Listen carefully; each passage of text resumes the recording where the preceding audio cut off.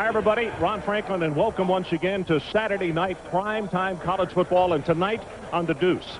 And let me say right off the top how pleased we are that North Carolina is even able to be here for this football game. I'm afraid if we were trying to play a night game in Chapel Hill, it would be virtually impossible because we understand that 750,000 homes in central North Carolina are without power tonight.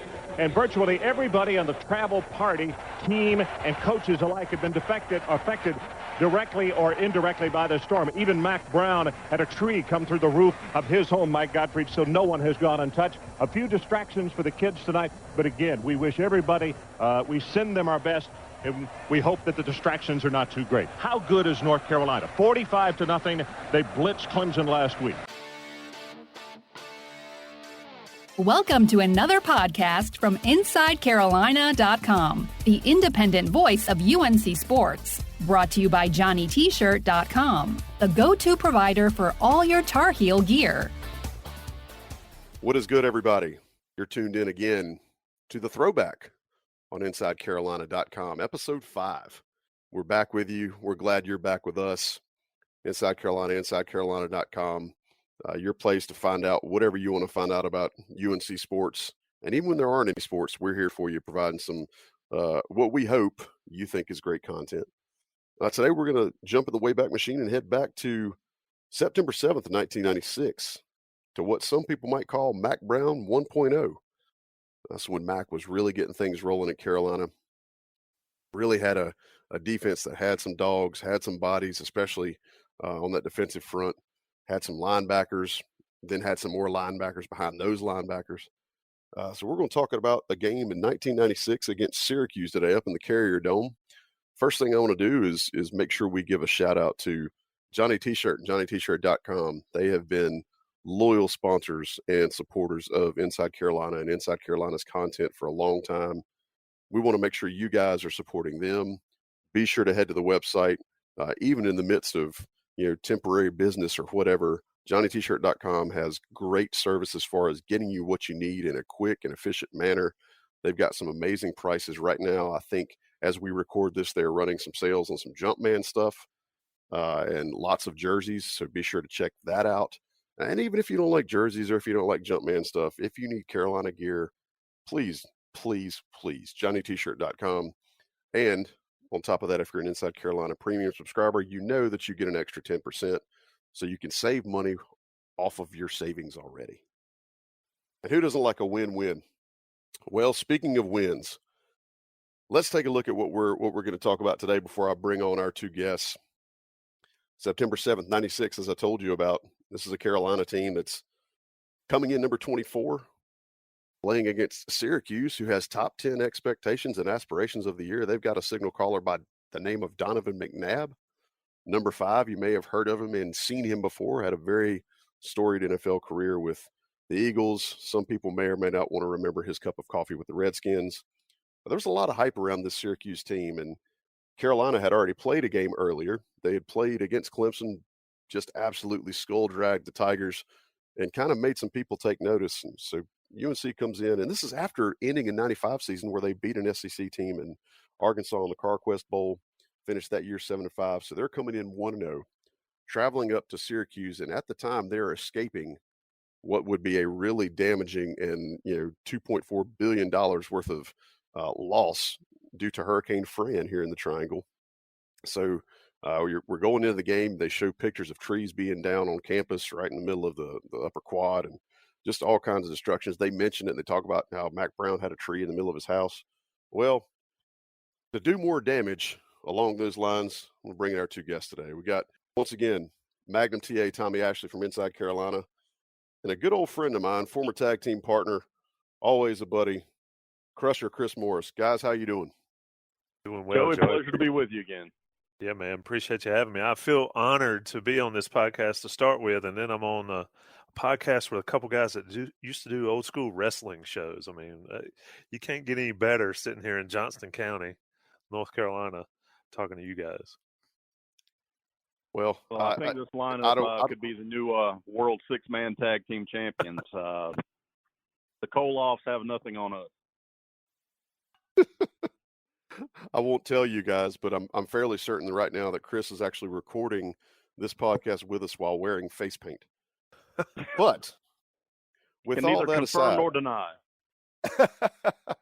with all that aside, boys, thanks for being with us.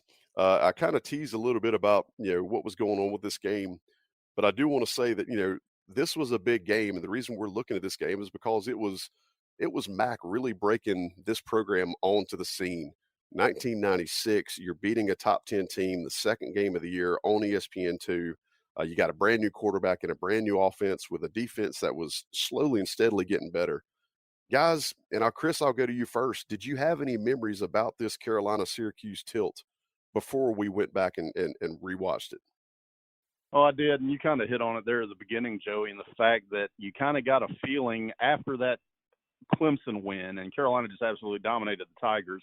Granted, Clemson was not what they used to be at that point in time, and certainly nowhere near what they are now, but still they were a good team that year, and Carolina dominated them. And you felt like this was a real opportunity for UNC to make a statement on a national level, national television, against the top 10 team on the road, and an opponent that, quite frankly, UNC should have beaten the year before in Chapel Hill. Had a fourth quarter meltdown, and Syracuse got away with the win back in '95. But you felt like this was a real opportunity for the Tar Heels to make a national statement.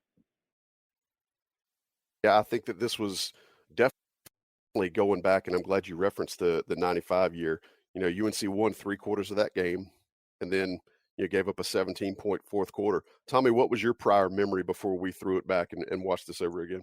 Well, I tell you, when you got up with me and said we're going to be talking about this game, the first thing I thought about was Hurricane Fran.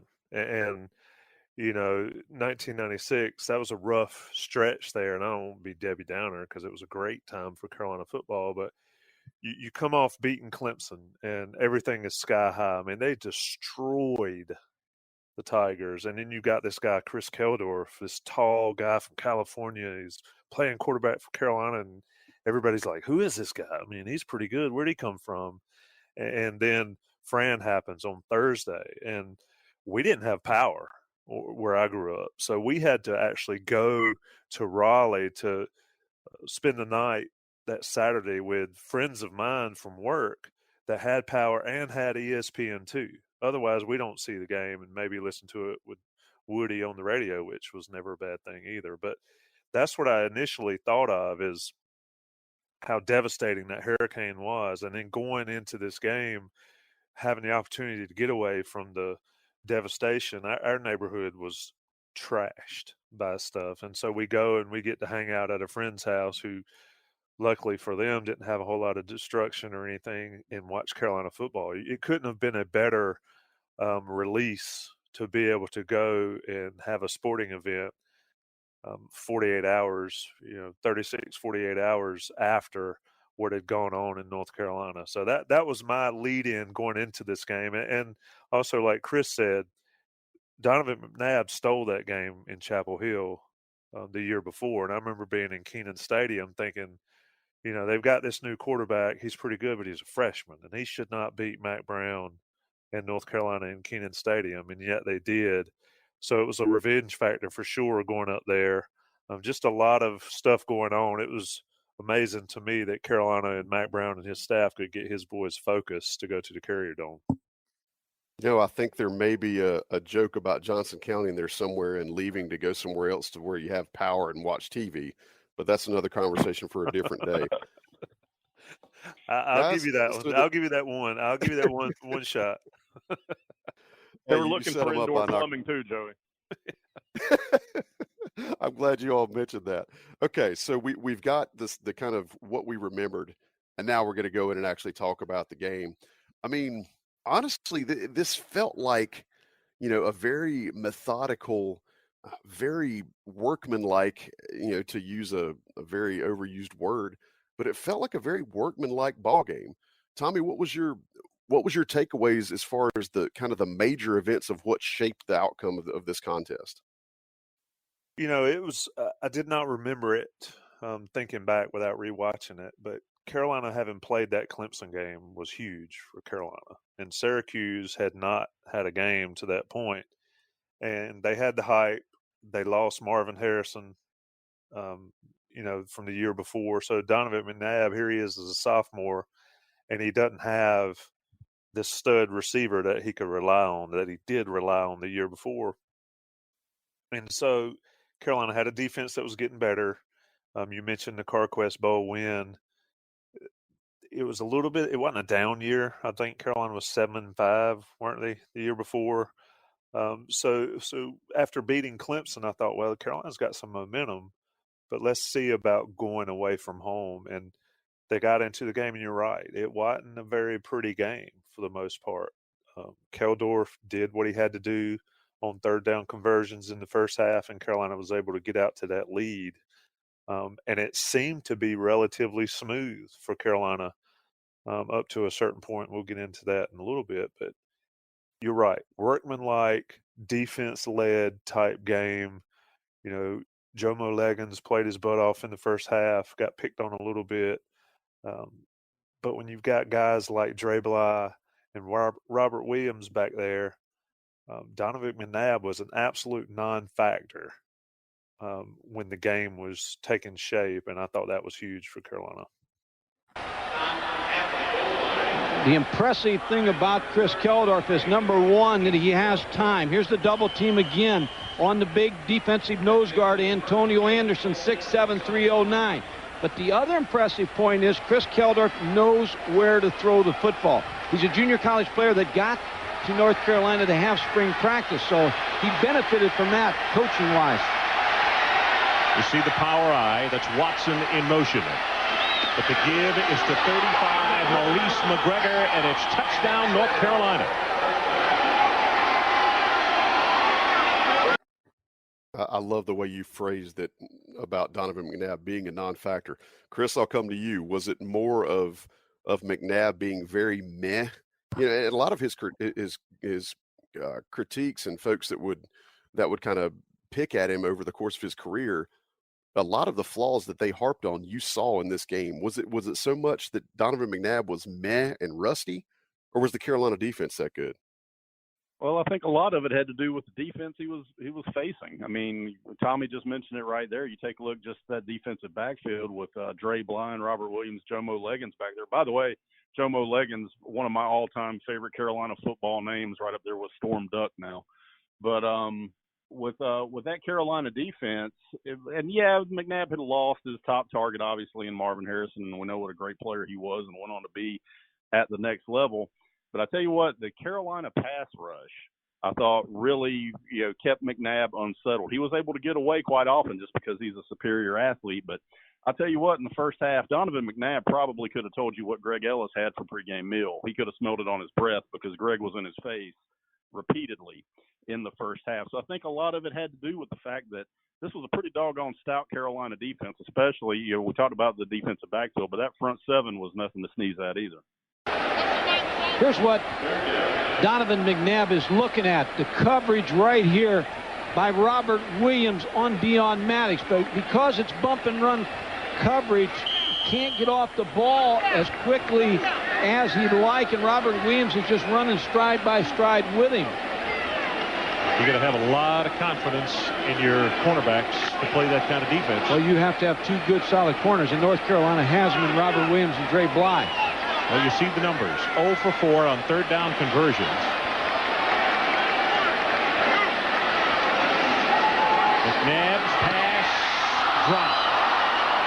Dre Bly caused it. Don't put all the blame on Maddox. He probably should have caught it. But Bly came up and really ripped him away from the football. And we see no movement on the sideline for the special teams. He's 100% right there. Yeah, I mean, another thing that was funny, Joey, watching this game, and y'all may or may not agree, was how big were the shoulder pads back then? And it's not even that far back. My biggest highlight, Tommy. You're taking my biggest highlight of the game. The neck roll. The neck roll. The cowboy collars. The new lockers. Rolls. Yeah, the new lockers that they have in Kenan Stadium now, these new fancy lockers, do not work.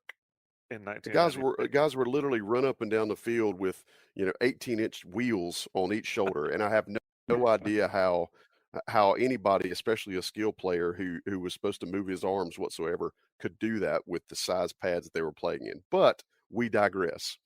I was going to point out, Chris alluded a little bit to the bodies that Carolina was running out on that front seven, and that is not to ignore how great the defensive backfield was. But they're rotating in a Greg Ellis, a Mike Pringley, a Vonnie Holiday, a Marcus Dow. I mean, there was later on into the game, I was hearing names of guys that I hadn't even seen before in the game because Carolina was just that deep.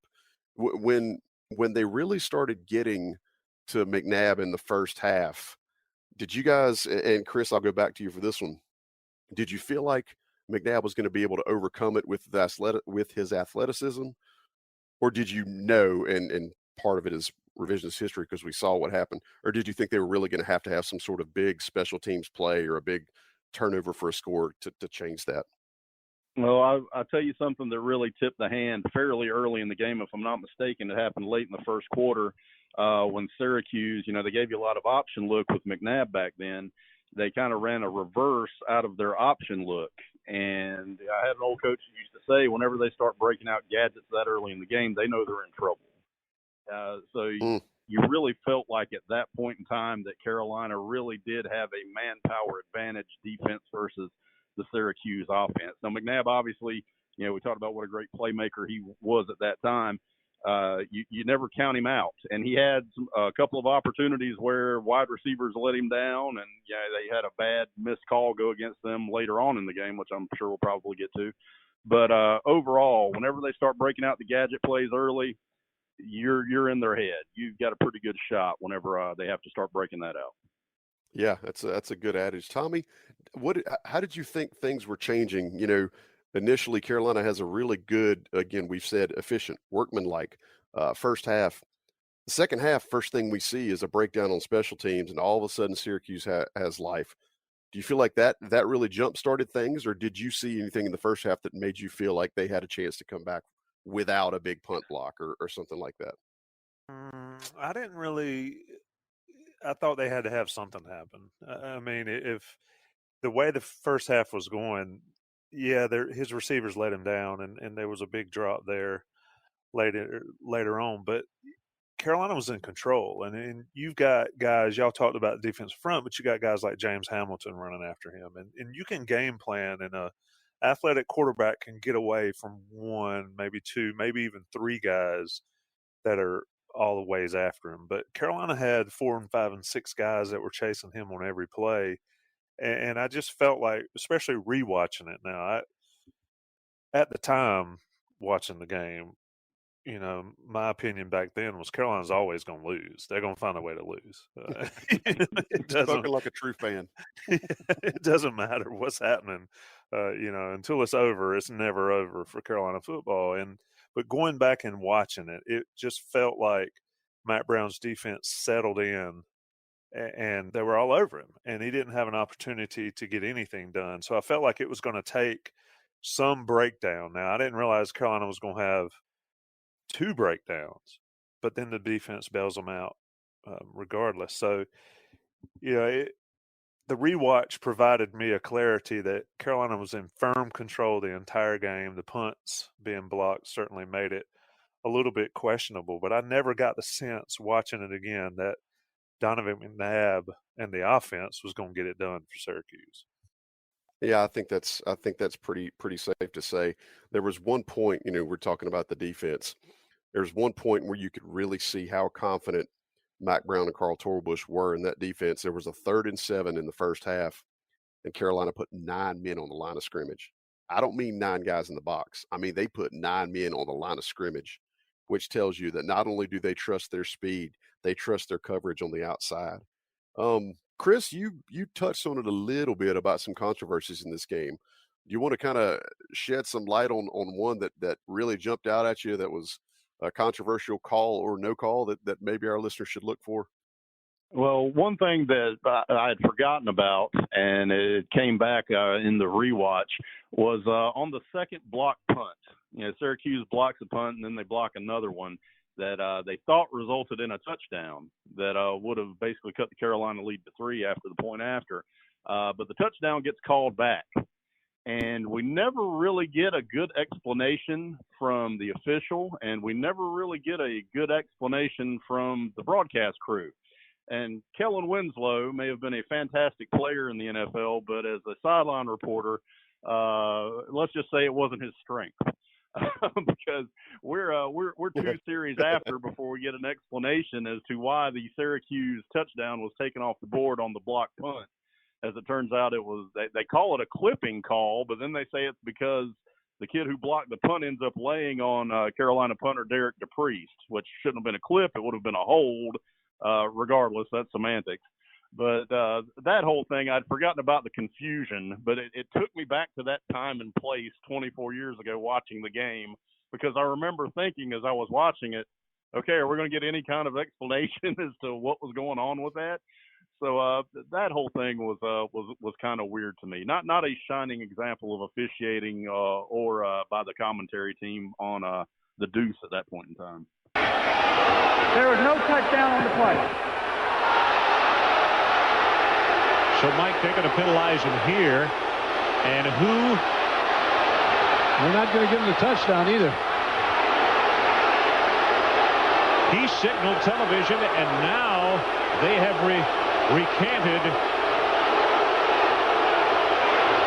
And it had to happen while the play was going on.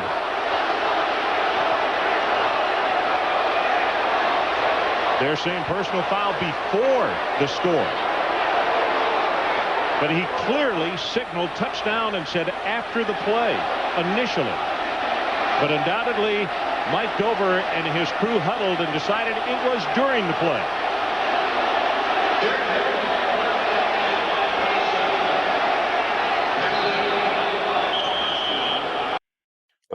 A quarter of a century later, and we're still just as confused. Tommy, how do you feel? How do you feel about that one? I mean, it's really easy for us to say, well, see, ACC officials were still trash in 1996. What were your takeaways from the controversial moments of the game, like the one Chris just alluded to? Yeah, he's right on it, because I still don't know what happened. It was, they talked about They didn't show it. Yeah, and that's one thing about the advancement in technology and television, because it was cool to have ESPN2, but ESPN2 might as well have had one guy running around with a camera out there. And so you never got an explanation. You never saw it again. I still don't know what happened. It was a clip. It was a hold. It was celebration. It was roughing the snapper, which the roughing the snapper discussion made me laugh, because Carolina got screwed at Notre Dame on that many years later. Yeah, not too terribly long ago. I was there in South Bend, and the Notre Dame faithful even laughed at that one. So, but yeah, I mean, that's the biggest part of the game. Now, they missed a bad pass interference that they called on Jomo Leggins in the first half. But to take a touchdown off the board with no viable explanation certainly helped Carolina. And I can't even believe that the Syracuse coaching staff didn't explode. One voice I heard, which was pretty doggone funny, and it was immediately obvious, was Ed Ogeron's voice. And I was like, wait a minute. Is the LSU coach, did he coach for Syracuse back then too? And lo and behold, he was the defensive line coach. He's the only one I heard fussing about the call on the replay. So it was nice for Carolina to get the benefit of that. I thought it was a huge moment. But even still, it makes the game more interesting, but does it slow down Carolina's defense during the run they were having against Donovan McNabb? Who knows? Now, if I'm Mack Brown and I've given up 2 block punts and almost a third, I probably don't punt again in that ball game. But they did, and they got it off. But just a crazy turn of events, something we'll never really know what happened, given what happened on the broadcast. Yeah, and I guess that officiating crew will probably go to their graves with whatever their definition is. There was also a really unfortunate, and again, I don't think this would have changed the outcome of the ball game, but when they called an incomplete pass on, I can't remember the receiver's name for Syracuse, when he clearly actually held on to the ball. Carolina had great coverage, but the kid caught the ball, hit him right in the chest plate, and he fell. The ball popped up, but he still stayed under it, and they called that an incomplete pass, which it would have extended a drive for Syracuse. But again, no love lost here. I'm not going to shed any tears on that one. Guys, what was your timeless highlight of the ball game? This wasn't just a few episodes ago here on the Throwback. We looked back at a Carolina Duke game from 2015 that was all highlights. This one didn't have as many. What would you guys say? And Tommy, I'll let you tee it up first. What would you guys say is your timeless highlight from this ball game? I think maybe it was Keldorf completing third down passes. To LC Stevens, to Nay Brown there in the second half. And then Keldorf to Freddie Jones pretty much sealed the game and that run. I just thought I can't find one specific. If we're going to talk about one specific highlight, maybe it is the block punt touchdown. No, it's not. Yes, it was. No, it's not moment. But I think Keldorf stepping up big on third down is the thing I take away the most. And I didn't realize how different he released the ball at times. He had the sidearm throw, he had over the top and all that. But I think him being able to navigate that and make those big third down completions would be the timeless highlight from that one, because they were huge and they basically sealed the ball game. Chris, did you have anything specifically that jumped out at you that would have made your highlight reel?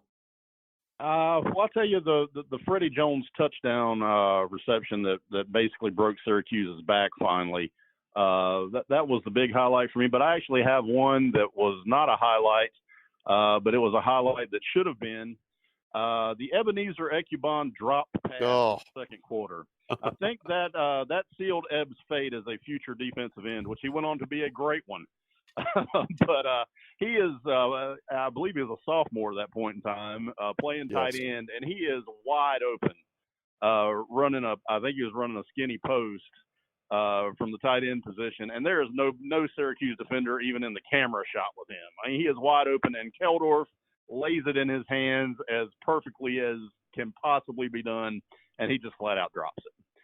So I think we saw the beginning of the end of Ebenezer Ecubon as a tight end there, but as I said, it worked out well for him as he went on and had a professional career of some note as a defensive end, and you saw why in that play. What makes North Carolina difficult to defend is in a third down situation like this, they've got the big running back in Leon Johnson, the power running player, but also they got the little short passing game. Little 3-step, 5-step drop, and so they can go either way, which puts pressure on Norm Gerber. Crowd comes to life. It is a third down and short. Two tight end alignment. And that's Johnson in motion to the top of your screen. Making a throw. Is it long? Wide open. Good heavens. Ecubon dropped the football. Oh, had they crossed him up. And that one would have gone for 6. Maybe this was the game that turned his career and made him some money. Maybe taking his eyes off the ball and looking towards the end zone made him into an NFL defensive end. Chris, I'll go ahead and I'll take it a step further and say that this was a fortuitous drop by Mr. Ecubon, but God knows it was bad. It was bad to see at the time. It really was. It worked out well. Worked out well for Ebb in the long run, and worked out well for Carolina because they had a great one in Freddie Jones already and another one in the holster and Algie Crumpler. So the Tar Heels were fine, and Ebb ended up doing well for himself too. Yeah, how many guys make their career dropping a wide open touchdown pass? Yeah, and he did that day. It was a great pickup, Chris. For the sake of this show, we're going to carry on for the rest of our existence with the Throwback and saying that play is what made Ebenezer Ecubon an NFL defensive end. Speaking of specific players, Tommy, who was your this guy of the game? Who was the guy that was just all over the place? You mentioned Keldorf a second ago. Is he going to be your this guy, or is there somebody else? He is. I think his stats would provide him for the player of the game. But I texted you while I was rewatching this one, and Nay Brown's going to be my guy. I mean, he made big catch after big catch, and he was sort of the outlet for Keldorf to make some of those third down completions. So I'm going to go with Nay. He made plenty of big catches in his Carolina career, but he was the man for me in this one.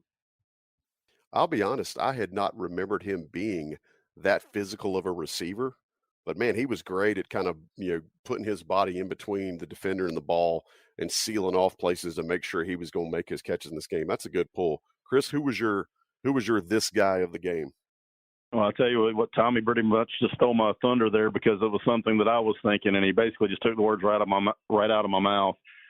You know, you really, when you take a look at Carolina football history, and there's so much pride in all the 1,000-yard rushers, but really in the last 30 years, since the early 90s, you know, they've had some pretty talented wideouts as well.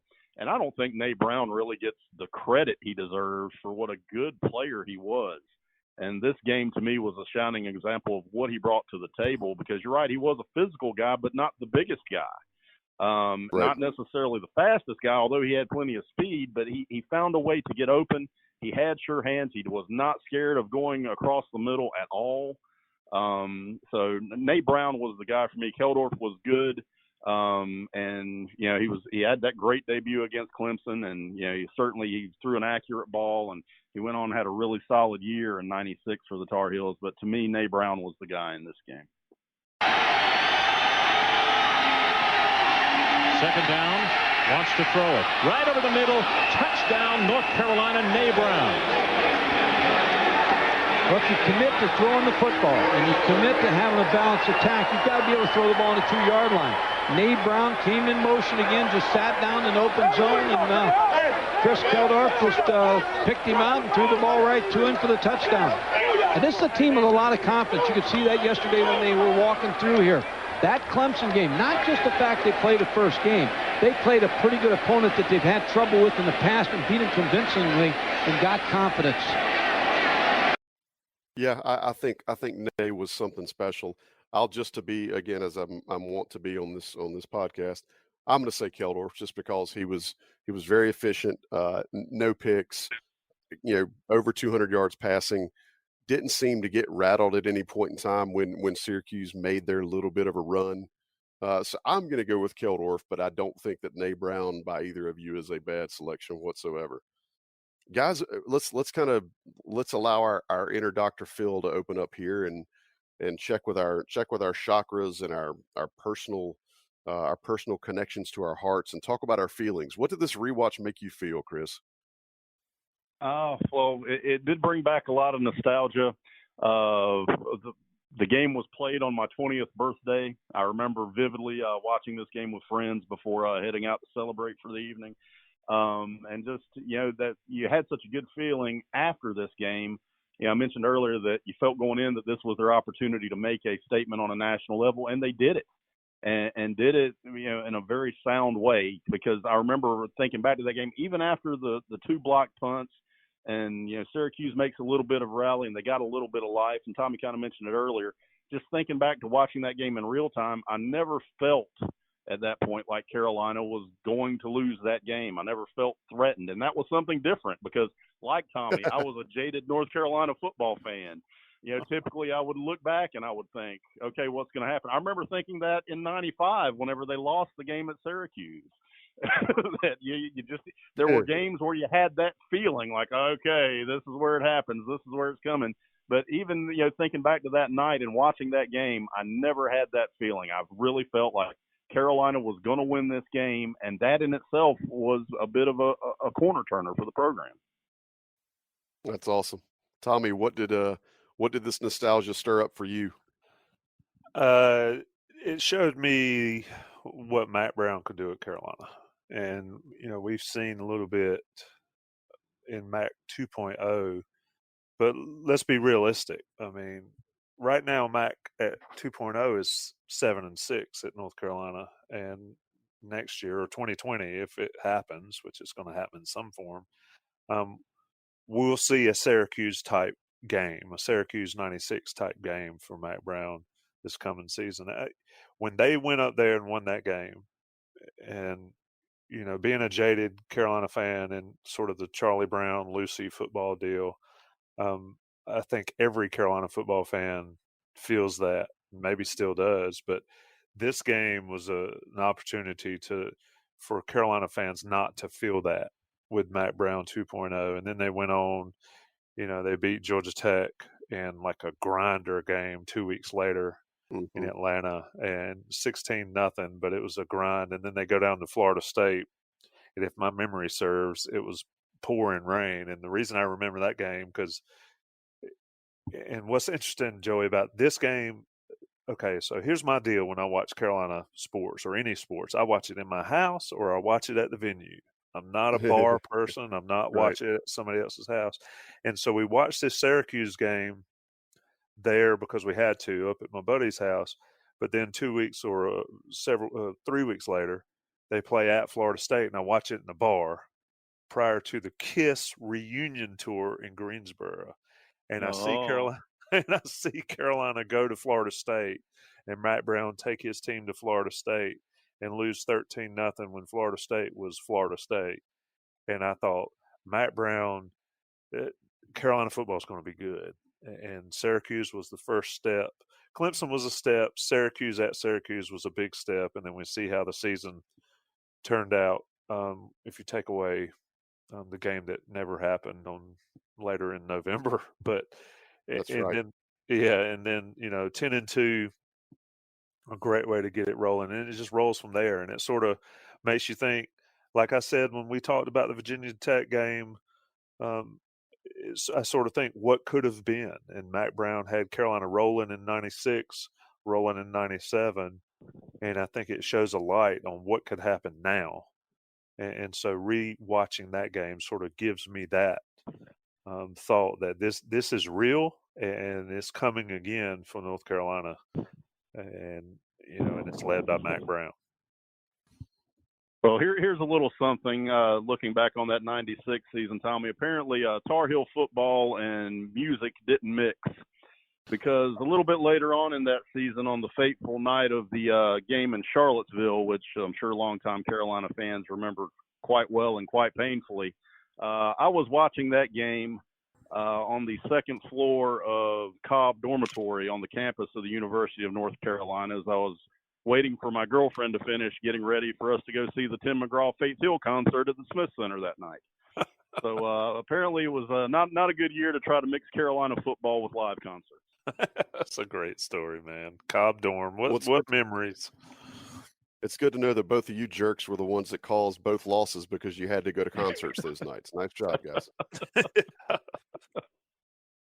So, aside from a younger, more spry, but still sounding as if he was gargling glass, Ed Ogeron, what else did you see in this game that maybe you hadn't seen before? The shoulder pads. That's an easy enough answer. Chris, what did you see that you hadn't seen before? I'll tell you what I had forgotten, and I hope I never see again, is those Carolina coaching shirts. I was not a fan of the speckled marble Carolina blue look on the shirts that they wore that night. Well, it was definitely popular because I remember seeing just about all the coaching staff, including the strength coaches, and I forgot how big Mad Dog was, but all of them had on a similar type marbled shirt. And you know what? If I could find one of those right now, I would really, really rock it. But yeah, Tommy, it's the shoulder pads that's an entirely different conversation. All right, guys. Well, we're getting ready to kind of put a bow on this one here. I appreciate you guys spending time and kind of throwing in the Wayback Machine here. Is there anything that maybe we haven't talked about you guys feel like we have to mention before we wrap up this part of the show? Chris, I'll go to you first. Again, it was just good to look back and, as we talked about, see, where this Carolina program was coming from in the early days under Mack Brown, the back-to-back 1-10 seasons that he had to struggle through. And then, he starts to get it kicking a little bit in the early 90s. And, then they change the offense. They go more pro style, more West Coast offense. They get a quality quarterback in there that can run that offense, and they've got playmakers on both sides of the ball. It's just fun to look back and look at the talent that was on the field that was already established at that point in time, and to look at future superstars. I mean, Dre Bly out here as a freshman, and it's just fun to look back and just to reminisce about the beginning of a very special couple of year-long run in the history of Carolina football. Absolutely, and I've always said, the whole concept about this show and this podcast is we want to kind of revel in this nostalgia. And this is a real good time for Carolina football when this original game against Syracuse happened. Tommy, what have we not touched on that you want to leave our listeners with before we go? Well, Chris hit on it, and it's something I had in my notes. And of course, I never look at my notes when we're doing these, and I should because I'm getting old. But he mentioned the West Coast offense, and I thought it was interesting to see, they still lined up in the I. They still had Chris Watson, Clayton shout out, Yeah. playing fullback, and they had Mo McGregor, who's gigantic backup for Leon Johnson, but they were still able to play straight up 3 yards in a cloud of dust. But Greg Davis, Mack Brown brought in Greg Davis, and they had the West Coast offense, and they were able to do that. And I thought that season, and my memory's fuzzy a little bit on seasons prior to that, but I felt like that season Carolina really got into the modern era on offense, and it's amazing how it's changed over the years. But I thought the dink and dunk type offense that we see a lot of these days, Carolina was able to do that, and Keldorf brought that from California when he came, and it was fascinating for me to watch that evolution of Mack Brown, still blending power football, but still able to go with the new wave, so to speak, Bill Walsh, West Coast, and it really stressed defenses and allowed Carolina's talent across the board, really. I mean, the 96, 97 teams were vastly underrated as far as the amount of talent that were on those teams. People have forgotten a lot, but that was pretty cool to see looking back. Yeah, and I think your word use of evolution is kind of where I fall, because this showed that Mack was willing to kind of make some changes on the fly to adapt to what the program deficiencies were. They knew that things were different. They were dealing with an injury with Oscar Davenport. He goes to Palomar Junior College and finds Chris Keldorf. So, I mean, they're not only bringing a West Coast offense, they're bringing a West Coast guy, 3,000 miles to come run that offense. And it showed that I think Mack understood where his deficiencies were as a program and where he was going to have to adapt and move forward to take the program to the next level and make it a perennial top 10 team. So to put a bow on this one, ends up being a Carolina, again, as we've said, workmanlike, very efficient, well done, nice, bow on it, not a lot of wasted energy, 27-10 win over a Syracuse team that would finish 9-3, would finish ranked in the top 25. Carolina finished the season ranked number 10 after dropping the game that shall not be mentioned and the aforementioned 13-0 mud fest that Tommy was watching Gene Simmons at. Guys, I appreciate y'all taking the time to go back in time with me here and really enjoy some old school giant shoulder pads football. I hope we get to do it again. Really appreciate it. Thank you guys for being a part of it, and want to say thanks again to our listeners. Stick around with us on the other side of this break. We will have the aforementioned Palomar Junior College / Manhattan Beach, California's Chris Keldorf. We'll have a little one-on-one talk with Chris about this game and what his mindset was going into it and what he can remember about this tilt at the Carrier Dome with the Syracuse Orange. But Chris, Tommy, thank you guys for being here. Listeners, stick around. We'll be back on the other side. All right, gang. Thanks for sticking around. We appreciate you joining us here on The Throwback. This is episode 5, talking about the 1996 Carolina game at Syracuse in the Carrier Dome. And you heard me say a few moments ago that my player of the game was the signal caller, Chris Keldorf. Well, we're lucky enough to have the man himself on the other end of the line, Chris Keldorf. Chris, how are you doing, buddy? I'm doing great. Appreciate the opportunity to speak with you. Well, I appreciate you joining in with us. And as we've been talking about this game, this was your first road game in the ACC coming in from Palomar. And you're, you'd played Clemson, but this is on the road and you're going up against a top 10 opponent. What sorts of things were going through your mind leading up to the game? I was still a little bit ignorant as to the depth and breadth of ACC football and Big East football, because being out west, all back then, all I followed was Pac-10 football and didn't really spend much time watching ACC or Big East games. It was either UCLA or USC or Cal or, whatever it may be. So understanding, our opponents and who they are, the magnitude of these games, I was still learning that. I was still, if I'm completely honest, I was still just learning the importance and who we're playing and the history of some of our matches. And so going up to Syracuse, I was just thinking, okay, it's another game. I didn't know much about Syracuse, what we're getting into, or the Carrier Dome. Didn't know the history of Carolina and Syracuse. So I was still kind of very innocent, kind of ignorant to it all. And I was just like, okay, guys, it's another game. Let's go play the best we can. I love that, kind of using your own innocence and what you don't know and kind of letting that kind of guide you. That's pretty awesome. So you guys were lucky enough. Well, I don't want to say lucky, but Clemson, I guess, was unlucky. So making you guys lucky by default. But you had that Clemson game under your belt where you essentially just smacked them around 45-0 at Keenan. How did having that Clemson game under your belt help you prep for your first game against again, on the road, top 10 opponent? How did that Clemson game help you? Just understanding, I had a chance to go through spring ball in the summer with the team and obviously 2 days in August. A lot of practice time with their own teammates. I thought, wow, the defense is really good.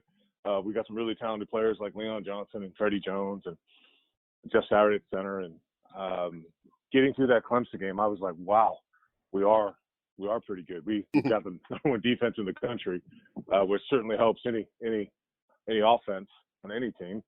But I was like, wow, okay. First time I've ever played in front of 70,000 people against Clemson, and I've heard of Clemson and the history between Carolina and Clemson, and beating them 45-0. I was like, okay, let's shake off the cobwebs here. Let's get rid of these nerves and let's go play some ball.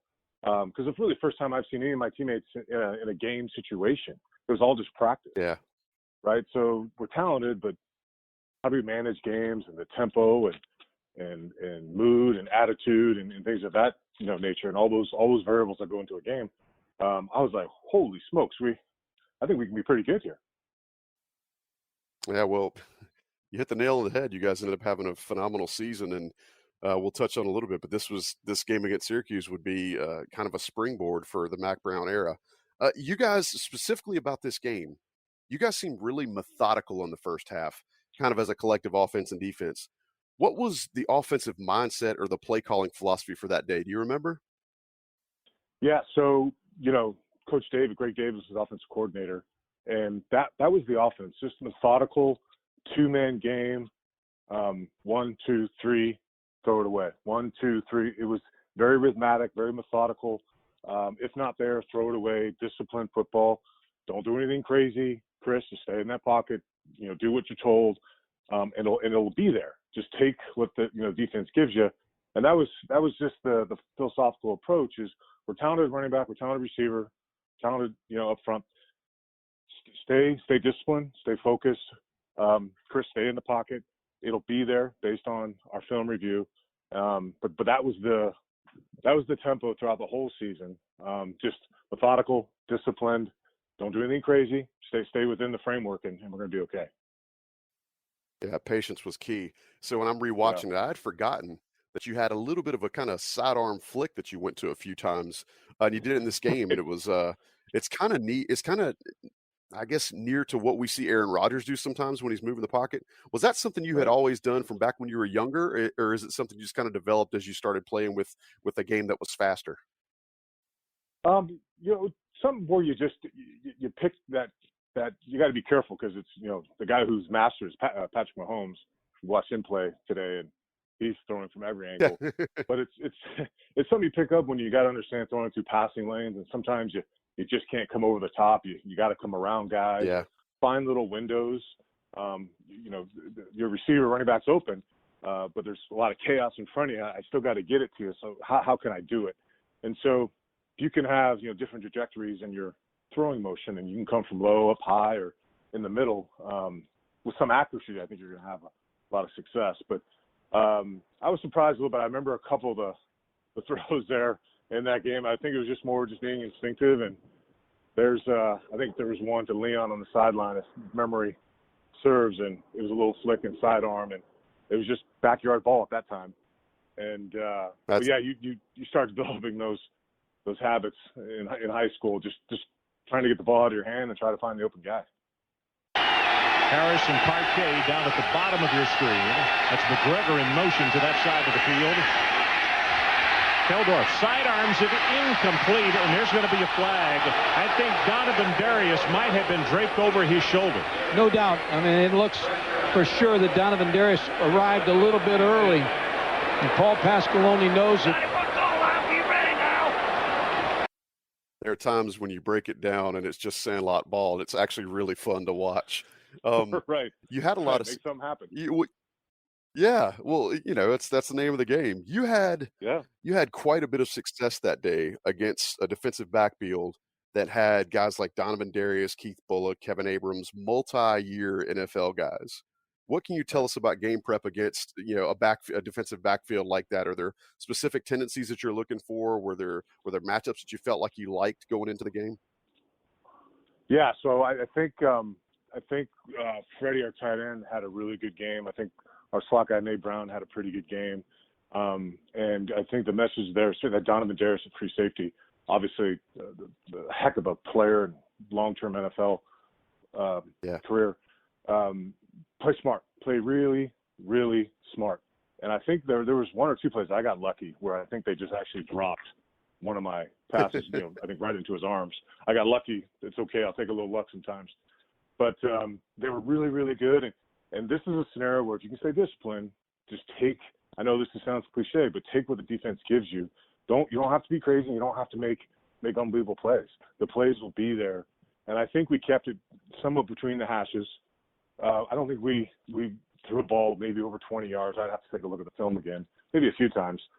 But everything was kind of in that 10 to 12 yards mark with Nate Brown and Freddie Jones. I know Freddie had 2 or 3 pretty cool catches in that game.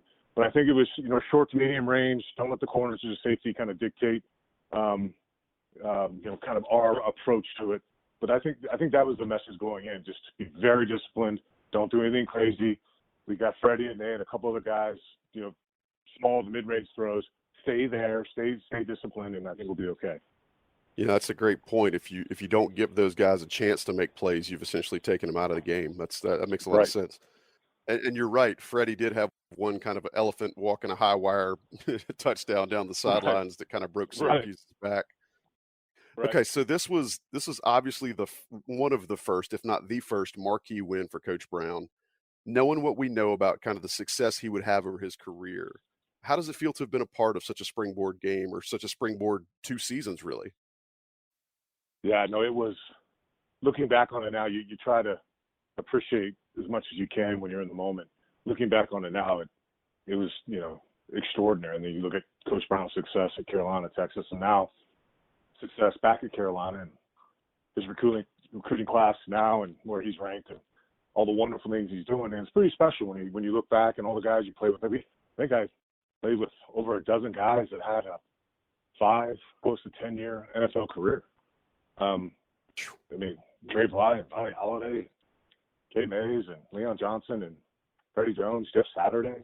The list is long. And looking back on it, you're like, wow, you had an opportunity to have success, but also play with those guys at that level. It's pretty cool. Yeah, absolutely. And speaking of Coach Brown, there was a quote that he had in a New York Times article after that game where he said, "We can play a lot better, but not any harder." Was trying to get you guys to play hard. Was that the magic in Coach Brown? It's effort. His thing was all effort, and the rest will take care of itself. Just give me the effort, and we're going to coach you up. We're going to watch the film. We're going to keep you conditioned. Stay disciplined, but his message is effort, effort, effort. You guys have the talent, and we certainly did. But if everyone gave 100%, you're going to have success, and that's his message. That's outstanding. Well, Chris, appreciate you taking the time to talk to us. It's so great to hear your voice. Hope that when we get back to having football that you'll be back in Chapel Hill some. I know it's a long trip, but we'd love to see you again. Really appreciate you taking some time to join us and talk back about this game. I want to say thanks again to Chris Keldorf. Thanks to all you guys for listening. Special shout out to Johnny T-Shirt. Please visit them, sponsoring the show, JohnnyT-shirt.com. Get any Carolina gear that you need. And we will catch you guys in the next episode of The Throwback. Thanks. Thanks for listening to another podcast from InsideCarolina.com. Brought to you by JohnnyT-shirt.com. Where to go for your next Tar Heel gear purchase.